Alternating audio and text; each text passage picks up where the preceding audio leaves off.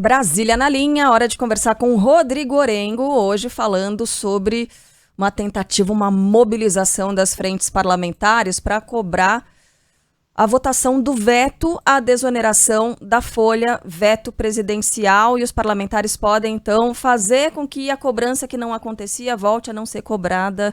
É complicado até de explicar, Orengo, mas os setores produtivos da economia vão sentir bastante caso essa decisão de não seguir com esse benefício, entre aspas, né, esse alívio fiscal, não volte. Bom dia para você, Orengo. Muito bom dia, Carla, Sheila, bom dia a todos. No fundo, Carla, a gente está falando de emprego, né? Então são 9 milhões de emprego, né? E na prática, o trabalhador, sem essa medida que existe há 11 anos, fica mais caro, né? Então, para a gente colocar na ponta do lápis, empresas que pagam de 1 a 4,5% da receita bruta terão que voltar a pagar ali 20% de contribuição previdenciária. Na consequência, o trabalhador ficar mais caro para essas empresas, e aí a gente tem ouvido diversos setores, aí, como a Bicalçados, né, que representa aí o setor calçadista, importantíssimo para a pauta de exportação, para desenvolvimento da economia interna, já colocando claramente que vai ter que demitir, que não tem outra saída, né, porque o custo vai aumentar demais. Empresas do setor de ônibus já colocando claramente que a passagem de ônibus pode aumentar 30 centavos, né? Imagina a consequência de algo dessa magnitude, né? Então, por isso que 14 frentes parlamentares se reuniram ontem, num evento aqui em Brasília, para assinar um manifesto de cobrança da votação desse veto à desoneração da folha de pagamento. Os parlamentares estão pressionando o seguinte: olha, não dá para esperar o Ministério da Fazenda fazer uma proposta para dar uma alternativa. O Congresso Nacional tem autonomia, tem prerrogativa, então esse veto ele precisa ser pautado. Nós conversamos com o presidente do Congresso, Rodrigo Pacheco, e ele disse claramente que isso vai ser votado, o veto vai ser votado até o fim do ano. Chegou até a fazer uma menção de quantas sessões necessárias lá para encerrar a discussão dos vetos, e são mais de 30 na pauta, mas esse ele é muito fundamental porque empresas estão aguardando para fazer os planejamentos. Aliás, esses planejamentos já deveriam estar prontos, né? Porque as empresas, o setor produtivo, se planeja com tempo, né? Não é que nem a máquina pública, muitas vezes, né, que vota orçamento ali na véspera, ou às vezes deixa para votar orçamento no ano seguinte, né?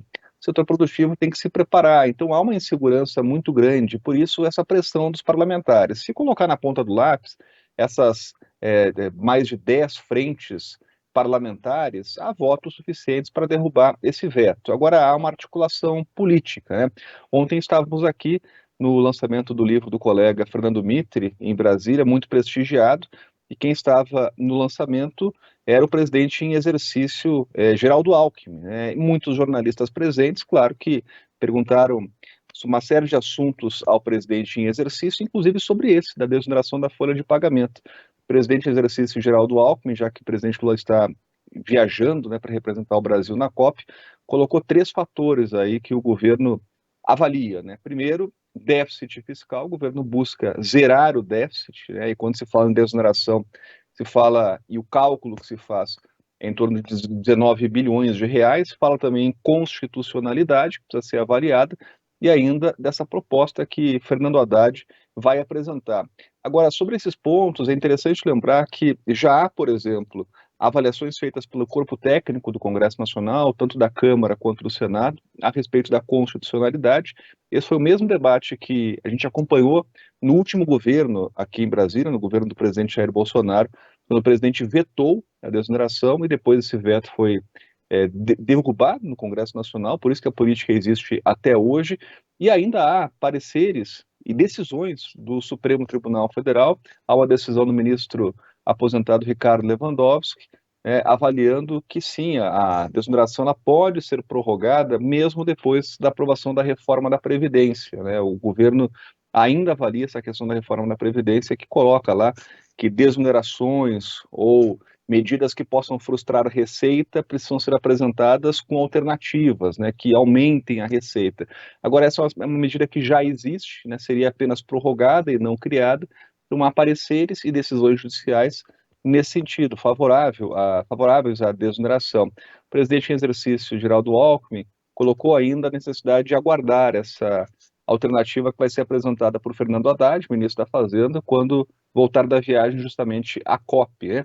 Agora, o que os setores aqui e também essas frentes colocam é que não dá para aguardar, que essa decisão ela precisa ser tomada rapidamente para dar uma resposta aos setores empresariais e por isso a pressão é enorme para votar o veto à desoneração da folha de pagamento. Entrando na pauta, há votos suficientes. Esses deputados e senadores reunidos ontem já colocam aí no papel que há votos suficientes para a derrubada dessa desoneração. Agora é esperar o presidente do Congresso, Rodrigo Pacheco, líderes partidários, pautarem, agendarem essa sessão, claro que a gente vai acompanhar aqui em Brasília. Com certeza.